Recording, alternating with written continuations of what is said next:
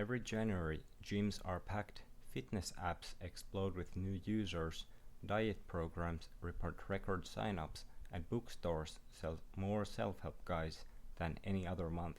Yet, by March, most of these resolutions have quietly faded.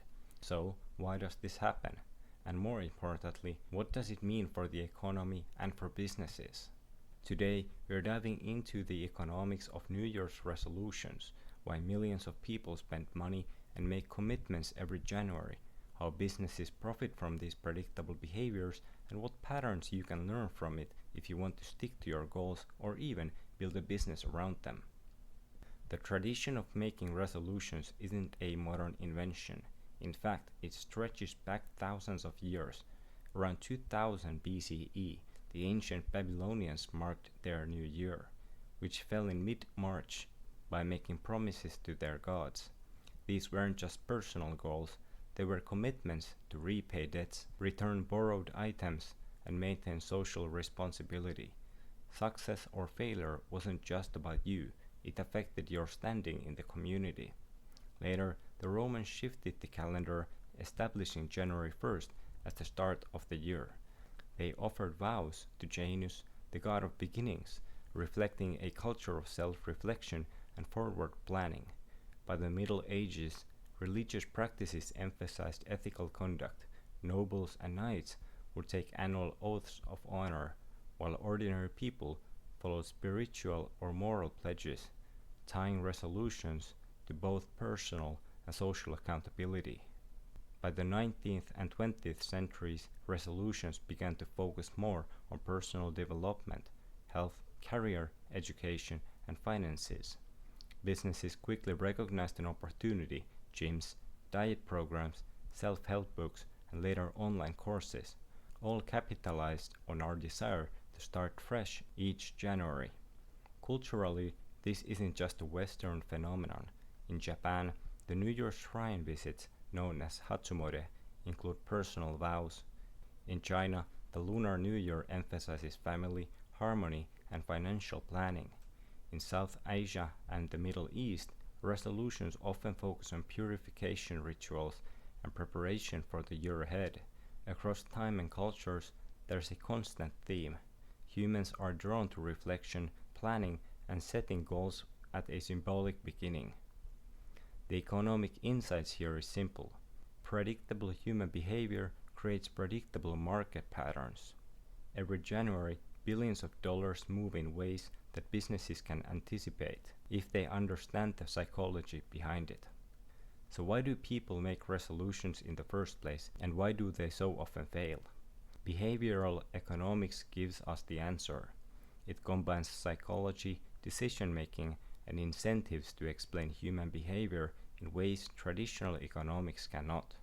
First, there's the concept of temporal landmarks. The new year acts as a symbolic fresh start.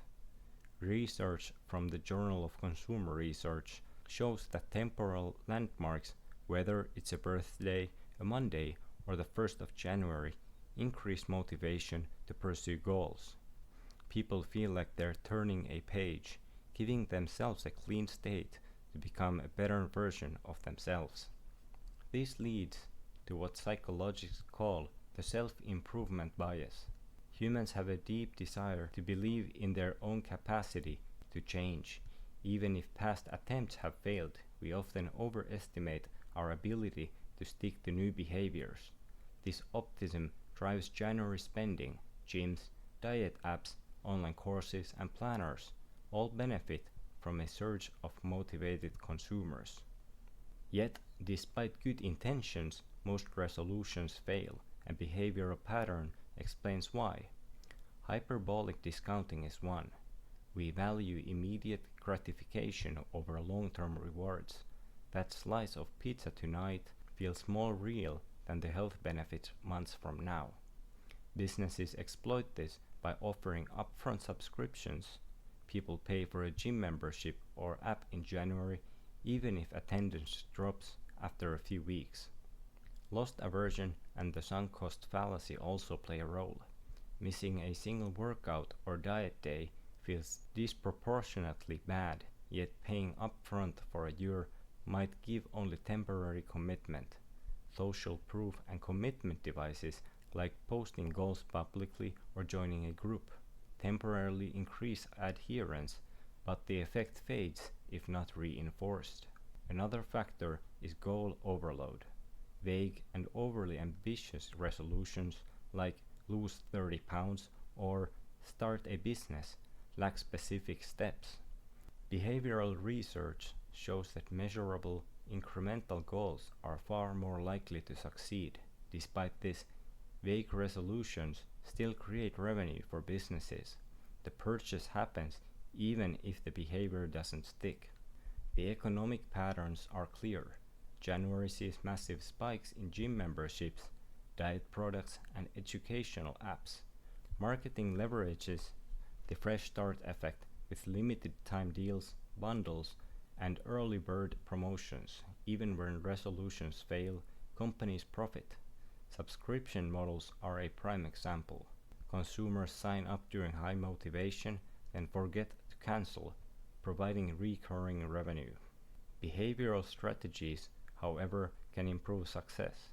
Micro goals, measurable steps, social accountability, and gamification increase adherence.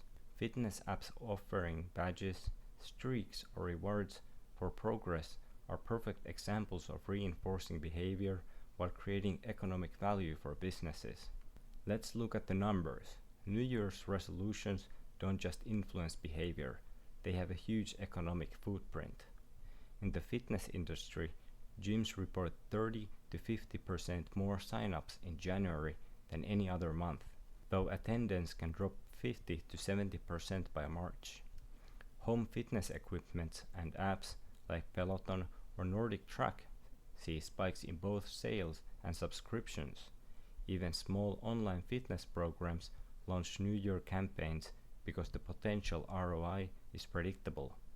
The US fitness industry generates billions in January alone from new signups, renewals, and related merchandise.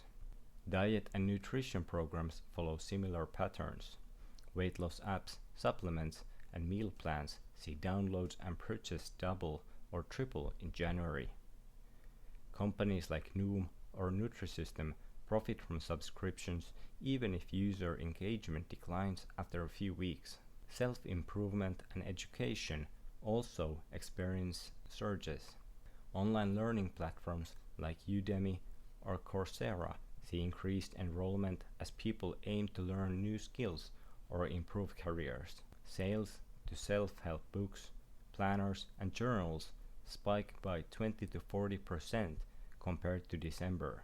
Financial apps, robo-advisors, and budgeting platforms benefit from resolution like save more or invest wisely. Globally, these patterns repeat. In Europe, gyms and online courses see similar January peaks.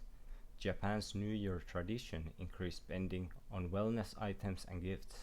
South Asia and Middle East show increased demand for self-improvement and business-focused courses.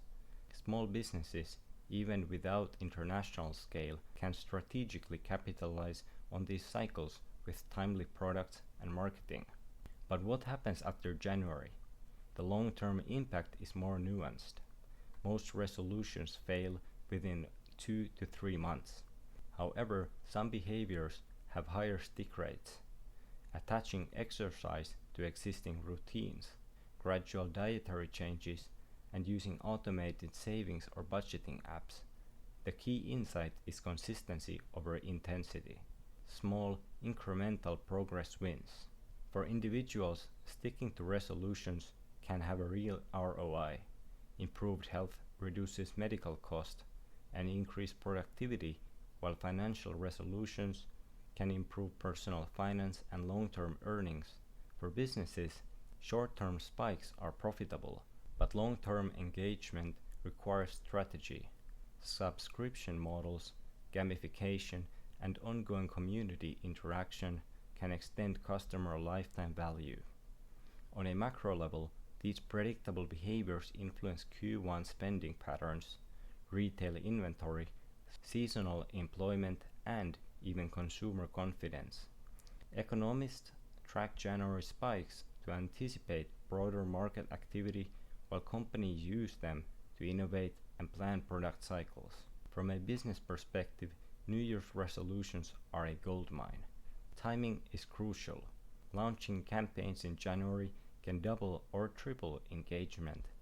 Marketers leverage the fresh start effect, framing products as tools to help achieve goals rather than items to consume. Fitness and wellness businesses can bundle memberships, supplements, or personal training. Diet and nutrition companies use challenge campaigns or subscription models. Education and skill building platforms launch starter packs or trial lessons. Financial services position themselves as enablers for saving, investing, and debt reduction. Digital marketing strategies like social proof, gamification, and content marketing maximize engagement. Leaderboards, badges, and streaks keep users motivated, while blogs and video guides educate customers on habit formation, driving product adoption.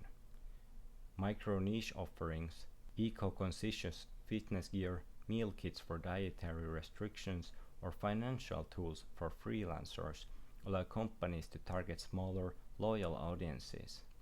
Retention is key. Follow-up campaigns, tiered offerings, and community building help maintain engagement beyond January. Predictable resolution cycles enable inventory planning, staff scheduling, and international campaigns, creating a stable revenue stream from what might seem like ephemeral consumer behavior. This isn't just about businesses. Understanding the economics of resolutions can help you as a consumer or creator. First, plan purchases strategically. January is full of aggressive promotions. Evaluate whether a gym membership, course, or planner truly aligns with your needs and goals before spending. Consider free trials or short-term plans to test commitment without overspending.